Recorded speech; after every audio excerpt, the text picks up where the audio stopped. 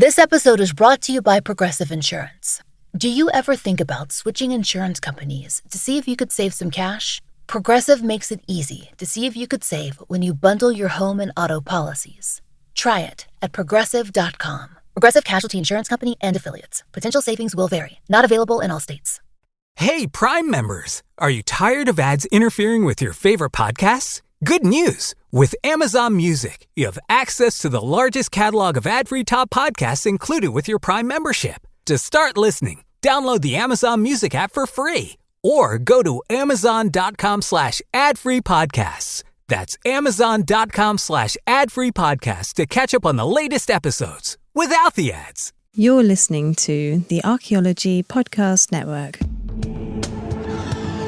You are now entering the Pseudo-Archaeology Podcast, a show that uncovers what's fact, what's fake, and what's fun in the crazy world of pseudo-archaeology.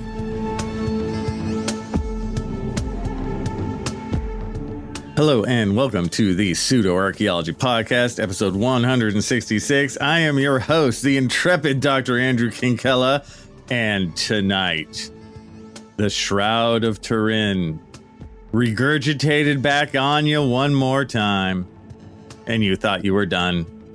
So did I.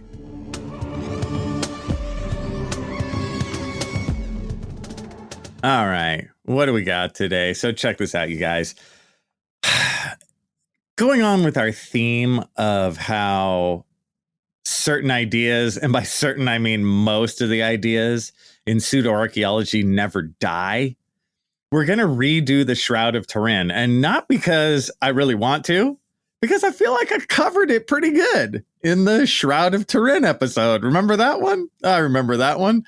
But because it's funny how on what I would say around a 2-year cycle, again, it could be a little plus, a little minus, but these pseudo-archaeology stories just come up again and again and one more time. So it's like you see the shroud for a little while, it gets debunked, nobody cares for a while, and then it's here again.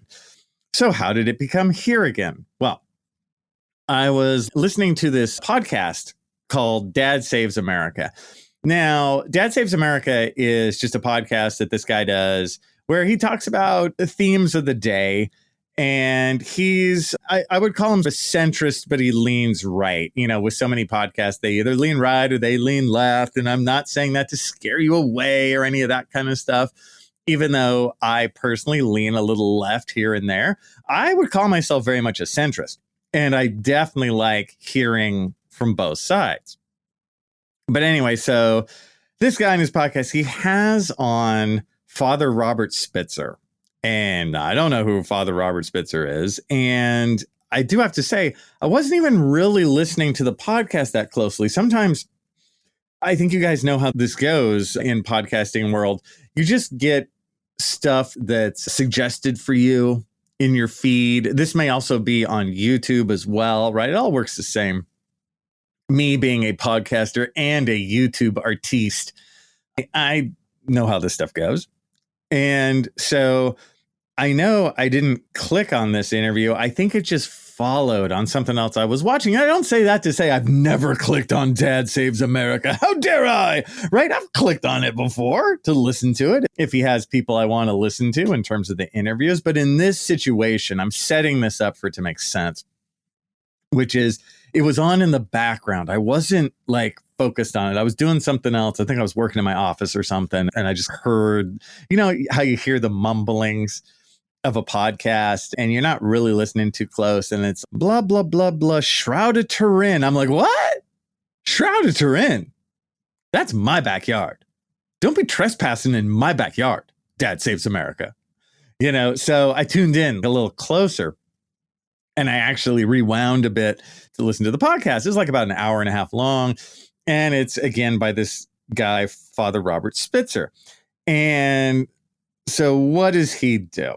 He spends the hour and a half actually first not talking about the shroud at all. He talks about the relationship between faith and science and these really big, I would say, large kind of philosophical ideas, right? You know, who are we? Where are we from? Big Bang and so on, right? He does all that. And I'll get into that in a minute. And so that is like probably the first half of the show. And then he goes specifically into a story about the Shroud of Turin, which I, of course, focused in a bit closer. And he basically closes out the show with that. And we'll get into that again in a minute. So that's the setup, right? It's just me. I feel like I was like hanging stuff up in my office or something. I was doing something physical in my office. Maybe I was cleaning it.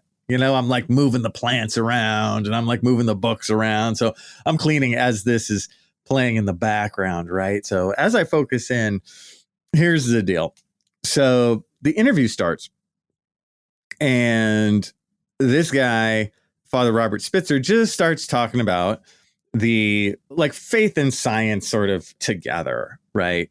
And I will say this, he knew a lot about the history of science, the history of physics. He was what I would call like a learned person, in that stuff. Like he could talk about in some detail and depth some of the background of how scientific breakthroughs were discovered and this kind of thing.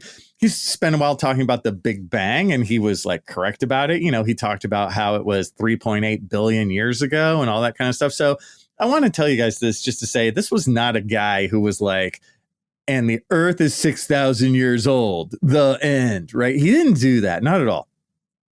So he went into the Big Bang. He talked about some pretty deep aspects of physics about it, whether, once the Big Bang happened, does the universe just expand forever? Or have there been a series of expansions and contractions? These kind of things we've dealt with a lot, right? In science, when we're talking about basic science, the ideas behind the Big Bang. And anyone would admit when it comes to something like the Big Bang, barring how long ago it was, the dating of it is pretty damn solid, right? 13.8 billion, give or take, right in there.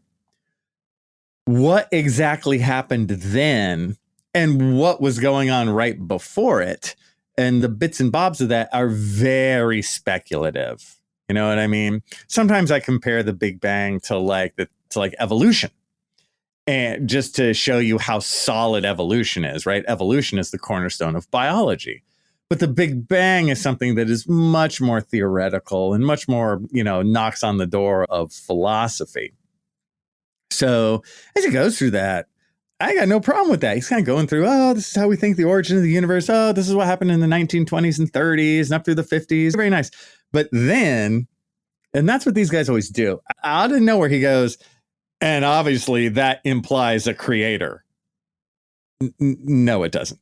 And he also used a line where he said, and well, we have to acknowledge that there's a creator at work here. No, we don't. Right. This is a common thing. This is what pseudo-archaeologists do. They will announce just either falsehoods or highly skeptical things as truisms. Right. Oh, well, it's just true. That's how it is. Or they'll say something like, the research is in. It's done. No, it's not. That is pure bullshit. And again, I don't care how you believe. You can believe however you want. This is not a podcast about, and this is why you should not believe in God, right? This has nothing to do with it. We're going to do Shroud of Turin. But the idea that serious discussions on the Big Bang need to acknowledge a creator, no, they don't. And then he just started his descent. And these always bum me out, you guys, because he started strong, right?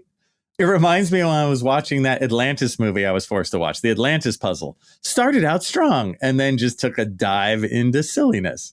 So same thing. And he starts to pull these metaphors that every pseudoscientist pulls, that has the same possibility as a monkey typing all of Shakespeare. It's, oh God, get a new fucking metaphor. It's just the same as making a 747 from thin air. You've heard these, just to say that, if science was correct, the chances of it being only science are infinitesimal. It's like, no, this is just all a waste of time. A theme that we'll hear a lot in this podcast, a waste of time. And I will say one more thing about this before I dive into the Shroud, specifically, that this is not a knock in any way against Catholicism. I'll knock Catholicism first and foremost by saying the rape and torture of young boys that happened in Catholicism fairly recently is awful, and they should pay, for that, because it was terrible and disgusting. But the basic belief system behind Catholicism, I have no problem with that. And I'll even say this, that when my daughter was very little, we took her to a daycare that was run by Catholic nuns. And those guys were super cool. And the little girls and boys who were there were not proselytized to every day. They spent a lot of time just outside playing, and they taught them all about biology through looking at butterflies and planting seeds and all this kind of stuff. So I have nothing but good to say about the nuns who ran the local daycare. They were Catholic. I got no problem with that, you guys, if that makes sense. They were super cool. I have nothing but respect for them. But with that said, I hope that's a decent setup as we delve into the mysteries and the unknown of the Shroud of Turin. Is it real or not? Oh, I think you know the answer to that. All right, quick break. Knock, knock. Who's there? Amazon Music. Amazon Music who? Amazon Music, where Prime members can listen to top comedy podcasts ad-free. No awkward interruptions, just nonstop laughs from your favorite shows. It's free, it's funny, and hey, it's better than my knock-knock jokes. Download the Amazon Music app and let the good times roll. Or go to amazon.com/ad-free comedy. That's amazon.com/ad-free comedy to catch up on the latest episodes without the ads. Hello and welcome back to the Pseudo Archaeology Podcast, episode 166. And we are just about to dive into the Shroud of Turin, my friends. Let's just get right to it. So during this interview for Father Robert Spitzer by Dad Saves America, he just starts going in with the Shroud, and he believes that Father Robert Spitzer believes that the Shroud is real, that the Shroud is actually the burial shroud of Jesus. And what do I have to say about that? Oh, Jesus. So he starts with, look, the carbon-14 dates taken in 1998. He's enough of a science guy where he's like, look, carbon-14 is normally reliable.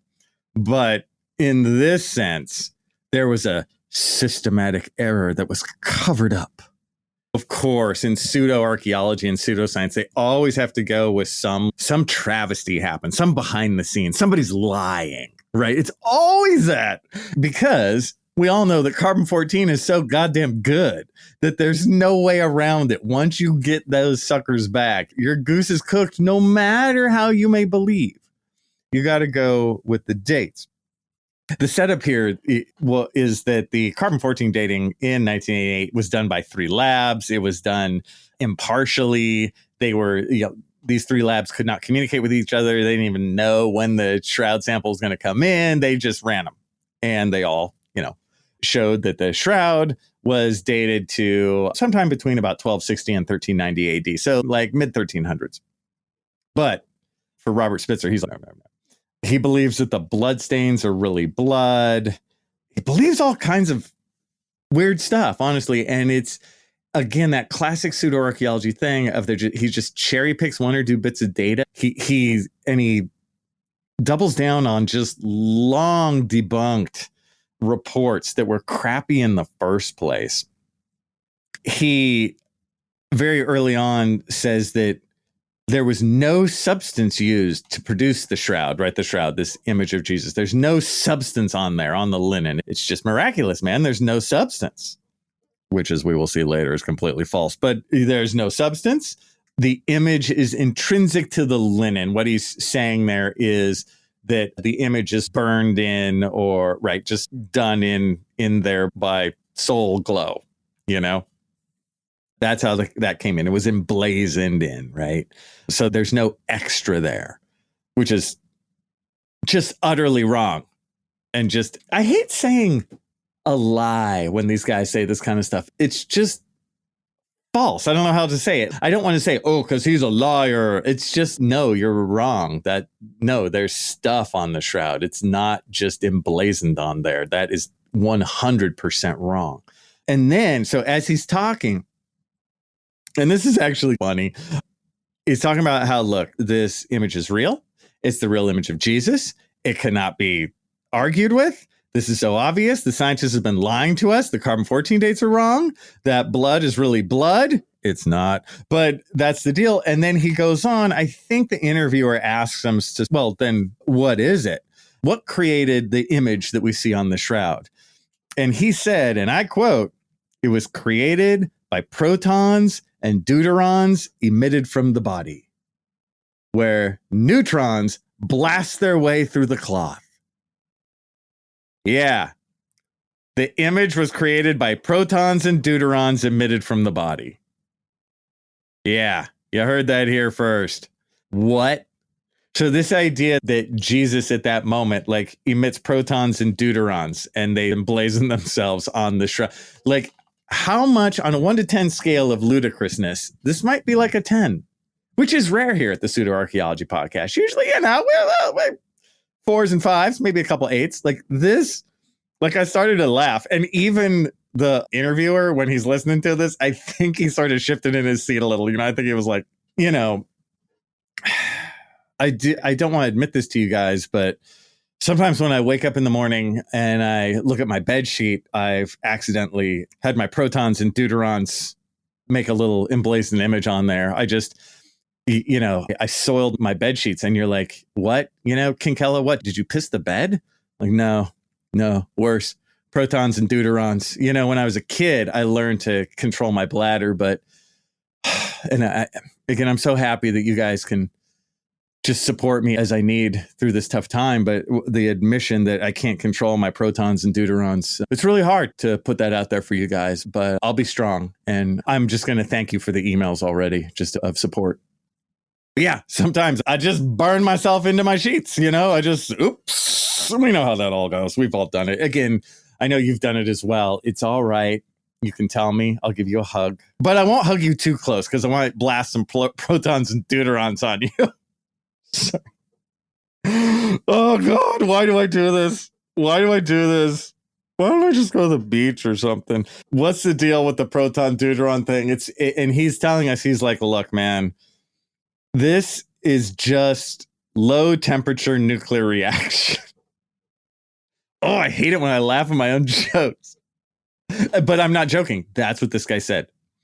This is low temperature nuclear reaction. So Jesus, at the moment of his death, the dude busted out cold fusion. Good for him. We didn't think it was possible. But Jesus has shown us the way to cold fusion. A low temperature nuclear reaction. This is, according to Robert Spitzer, Father Robert Spitzer, it is the only way. It is the only way to make this. And he also then, again, just quotes, just goes for some classic cherry picking. Some article from 1968 that said that this image couldn't have been done with any contact, again, meaning that it couldn't be painted on. It's so funny with pseudoscientists and pseudo-archaeologists, whatever they're really railing against that couldn't have been done, that's what was done. That's how it happened. The stuff that he spends his time railing against is the carbon-14 date, which is true, and the fact that it could never be painted on, but it was painted on. So it's a correct date of a painted on thing, right? So just go the opposite of what they're saying and you're good. Oh, and check this out. You know how the carbon-14 dates were wrong? Well, they were wrong because, yeah, dumbass, they were irradiated. Okay. So when Jesus is cold fusioning himself, he's also irradiating the linen. Yeah. Can't believe how many idiots listen to this podcast. I have to teach you guys up on so many things. He then, this, man, like, I always wish the best for some of these guys. Honestly, I wish the best for Father Robert Spitzer in terms of, I like it when they give me a good argument where I'm like, ooh, that's a good one. Like at first, at the very top of this, as I told you guys before, when we talk about the Big Bang and everything, I'm like, oh yeah, that's true. That's true. And I love it when stuff has an argument because I just find that fun. Like I'm one of those guys who just enjoys the anatomy of an argument, if that makes sense. I like having an argument. I don't get shocked and appalled, with somebody else if they disagree with me. I like that back and forth. That's just me. But what bums me out is when it just becomes so stupid that like there's no back and forth. It's just nope, wrong. And that's what this is. It's just from now on, it's just a list of like weirdness. He was like, at one point, so he said there's no way that there's any contact. It's just emblazoned on. But then he doubled down and did say, he's like, this image is in 3D. The image itself on the shroud is in 3D. It's like, yes, it's in 3D because it was painted on. Yes, it's in 3D. But he had he was super excited about that. And then he talked about the image of the backbone because the shroud, if we remember, goes on both sides. There's the front side and the back side. And the fact that you could see some of the backbone is proof basically that the energy was coming out or something. Getting really weird. Look, dude, if I was trying to prove the Shroud of Turin, I wouldn't go with cold fusion inside of Jesus. I would go with, hey man, he was very skinny at the time and his backbone was protruding. Aren't you going to go with me on that? Oh, and the blood. This is another thing. It's like the blood is so fake on so many levels. If he actually was bleeding, the blood would run very differently. It would be smeared. I went over that all on my last podcast. And it would also turn to really dark brown to black. You guys know what I mean. As blood sits there over weeks, it just gets like dark. Look at a scab. It's not bright red, but it's still red on the shroud. But you guys, red because you know why? You know the answer. Irradiated. It was irradiated, dude. So it stays red. That's right. Boy, I just wish you need to listen to Robert Spitzer more often. You need to go to church. I know you do. So it's all wrong since it was irradiated. Then he came up with this other thing. He was like, there was a date on the very edge of the shroud that dated to 1100. And then as you got closer to the body, it dated newer. Dated like 1450. And he was just saying that was the deal. You guys, I could find no evidence of this. But funnily enough, the only, because I wanted this. I'm like, where's that 1100 date from? That 1100 AD date? Because the only dates I heard all centered around 1350 or so, right? The three dates are all right in. I'm like, where's that 1100 year date? First, I know that on an earlier PowerPoint I made to teach my students about Shroud of Turin, it says 1100. I typed 1100 on there. Coincidence? I think not. The hand of the Lord grabbed my hand and made me type 1100. No, I couldn't. I'm like, why did I mess this up? Why did I write 1100 instead of 1350 on this early? It was a PowerPoint I did a decade ago or more, and I messed it up. I'm like, why did I do that? The only evidence of any 1100 AD date that I could find was there was when they sent the dates in, that when they sent the samples in 1988 to be carbon-14 dated, they sent a handful of other stuff that they knew the date of as what are those called? Like a stable sample. You know what I mean? They knew the date of these certain things that they would date along with the shroud that they didn't know the date of to even everything out. Like that stable. I'm not remembering the term, but it's like the stable sample. And one of those known samples was from 1100 AD. Again, this is other linens, from the general area or from the general time period, this kind of thing, to see if they calibrated all or not. It turns out they did, and everything worked well. That was the only 1100 date I could find. So he's just talking out his ass. Like that didn't. See, it bums me out because I wish he had some real evidence. Then I go, oh, that's fun and interesting. And to make it harder to debunk. It's boring when I just keep going, well, this is just not true. Well, he's just lying. Again, I hate to say lying, but he's just operating from completely false debunked evidence. He's just wasting our time. That's what this stuff is. He then talked about how the carbon-14 dating was somehow hidden away. The raw data was hidden for 29 years until it was finally given to the public. That's just all bullshit. Who cares? Here's the raw data, dude. Just go to town. And then he said, and then that's been debunked. Another that's a lie. Like of all this other stuff, I'm like, okay, he's just going from old, ancient, wrong evidence. to say that the carbon-14 dates for the Shroud of Turin are debunked, quote unquote debunked, that is completely wrong. Those dates stand. They're still just as good as they ever were. And isn't it funny that the Catholic Church has never okayed the Shroud of Turin as the real Shroud of God, right? They themselves are like, no, right? So again, that moment of, oh, it's 100% for sure. And as he continues with this shroud talk, he just gets into, this is just word salad babble, you guys, which is really too bad. I expected more from Father Robert Spitzer. When we return, let's get our facts straight on the Shroud of Turin. Hello, and welcome back to the Pseudo Archaeology Podcast, episode 166, and we are wrapping up the new and improved discussion on the Shroud of Turin. And by new and improved, I mean, I'm just wasting your time again with the Shroud of Turin, as they have wasted mine, my friends. I just take it out on all of us. I take my pain out. You know, that's really why, you see, you're here as a grief mop for me. Thank you.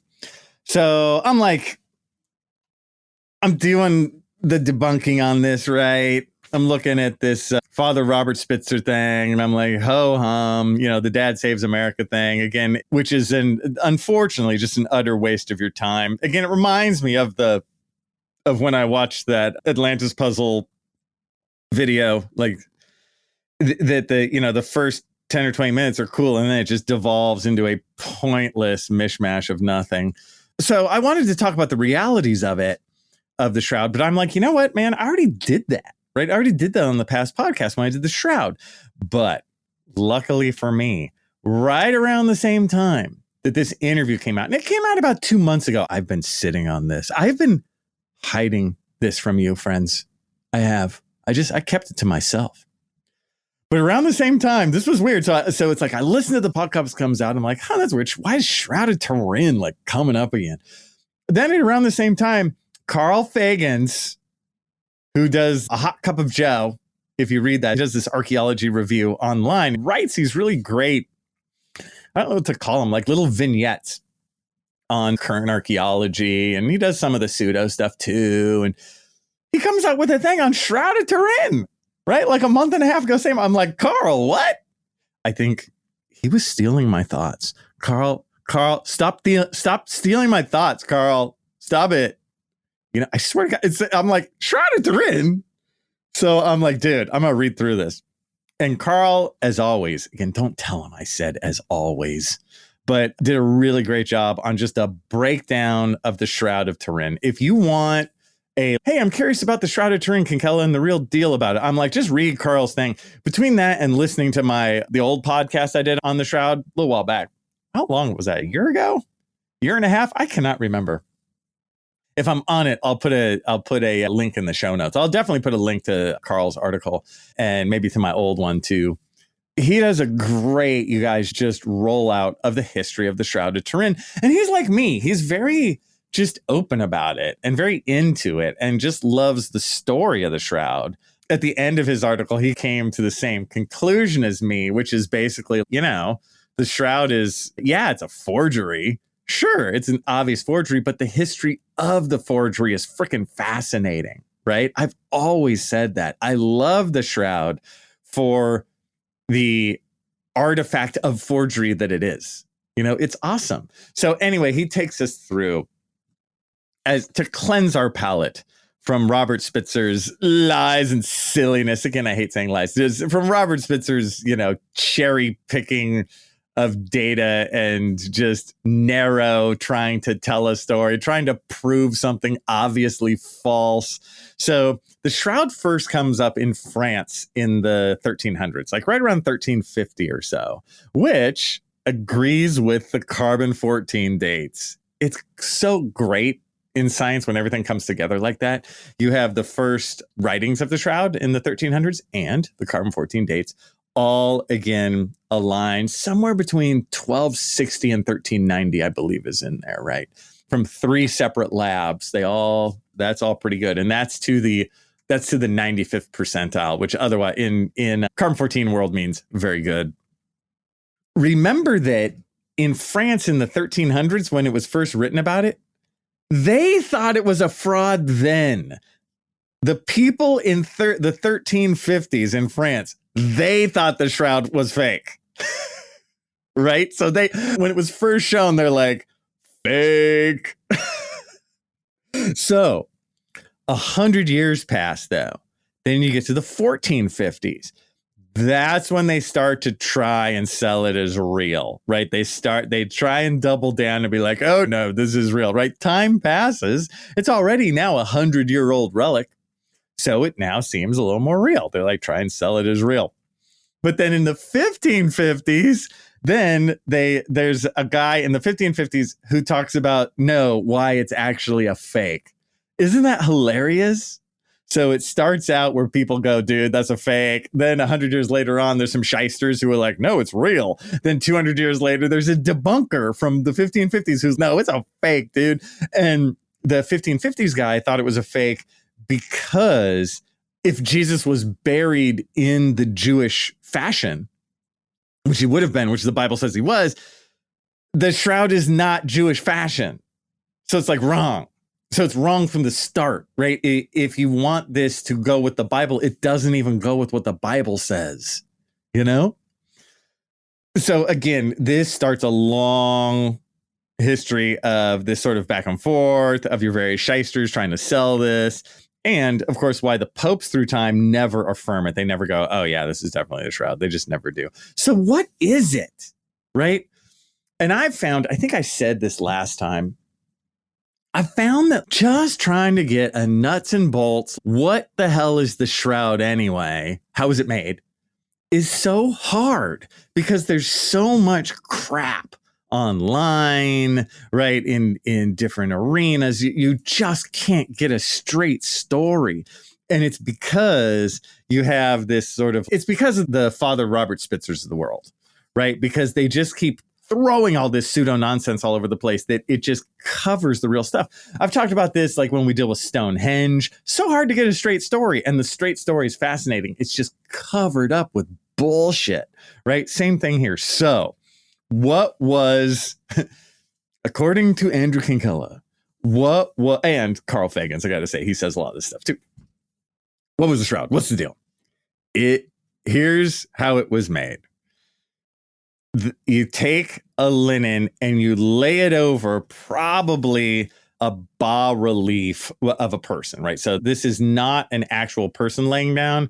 It's a carving of a person already. But like a bas relief is, you know how something is three-dimensional, but not really like it. Like you have a flat piece of stone, but then you carve like a face coming out of it a little bit, but it's just coming out a little bit. Like you can have a scene, but the entire thing is only 2 inches deep. You know what I mean? That's bas relief. So it was probably an actual bas relief. And it also, the style of the guy on the shroud is very Gothic art in its style. And you can go down a rabbit hole in that. I think one of the arms is longer than the other or something like that. Like you can, but look at the actual face. Look at the actual dimensions. Picture that guy walking around. He doesn't really look 100% human. He looks like an art style. You know, that's one that I haven't talked about much. I don't think about much, but I'm like, yeah, that's right. He's just a Gothic art image. So there's like this image. There's a bas relief, you know, done in stone or however it was made, or in wood. It doesn't matter, the stuff. And then you put the shroud over it. Then you wet it down and you grind in some pigment. Yes, there's pigment on the shroud. No, it wasn't done by cold fusion by Jesus. There's pigment on it. Yes, it's in 3 dimensions. It has that top dimension because of the pigment. I know you're like, yeah, no kidding.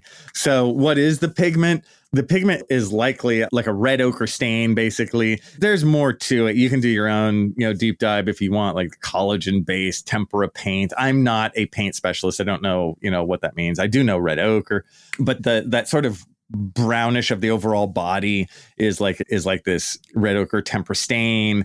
And then you have the blood they do the red ochre, but then they also do a second paint of vermilion over it to get the red color.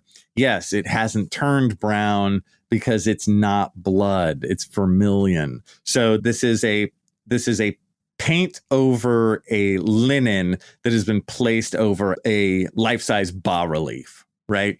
And they have a bas-relief for the front of the person and then a bas-relief for the back. What I'm curious about too is, wouldn't you love to find the original like bas-relief? Like, it would be so awesome if it was actually just a part of an ancient church or something. Oh, and you match the shroud to the actual relief. Oh, dude. That would be my joy of joys. But, so far, no luck. I think the reason for you just can't find anywhere that just comes out and says, yeah, it's like red ochre, dude. Yeah, it's just a pigment, is because, well, first, because you have the Robert Spitzers of the world who just constantly throw this, there's no evidence of that. And they say it as if they 100% know, they're just like wrong and sometimes lying. I think an extra thing to make it tough is they did this research team called like STURP. I think it's Shroud of Turin Research Project or something in 1978. And they had this team. It was a bunch of different people. They also had a bunch of different religious backgrounds, and some were scientists and all this kind of jazz. And they had like disagreements, and the main like good, knowledgeable, professional scientists just left, and I know what that's like.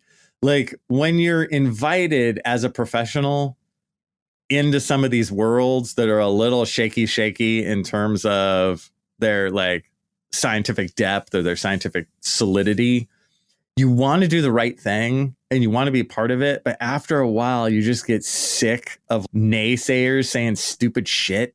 So I totally get Walter McCrone, who was a chemist, a really well-renowned chemist.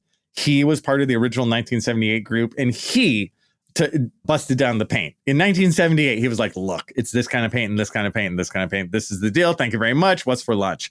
Right? But then everyone else was like, no, you don't know. And he got sick of it after a while. I guarantee, I can feel it. He's won all kinds of awards. If you want world renowned, is the Walter McCrone guy. Like, he figured out the pigment. The end. There were some lesser dudes who disagreed with him, wouldn't let it go, And of course, people like Robert Spitzer don't even, go with this. Oh, he was lying. It's not lying. There's no reason to lie. And this other guy, Joe Nickel, who really did the sort of debunking of the linen on bas-relief. Both of these guys published books in the 90s and like the late 90s on this. And I think between the two of them, you get the full story of the shroud, right? To recap, a fake from the 1350s using a bas-relief to layer over a linen that you then use red ochre pigment and mix with tempera paint and vermilion for the blood. And then you have the Shroud of Turin. Awesome in its fake, but it's a fake. And with that, I'll see you guys next time. Thanks for listening to the Pseudo Archaeology Podcast. Please like and subscribe wherever you like and subscribe. And if you have questions for me, Dr. Andrew Kinkella, feel free to reach out using the links below or go to my YouTube channel, Kinkella Teaches Archaeology. See you guys next time. The Archaeology Podcast Network is 10 years old this year. Our executive producer is Ashley Airy, our social media coordinator is Matilda Siebrecht, and our chief editor is Rachel Roden. The Archaeology Podcast Network was co-founded by Chris Webster and Tristan Boyle in 2014 and is part of Cultural Media and DigTech LLC. This has been a presentation of the Archaeology Podcast Network. Visit us on the web for show notes and other podcasts at www.archpodnet.com. Contact us at chris@archaeologypodcastnetwork.com.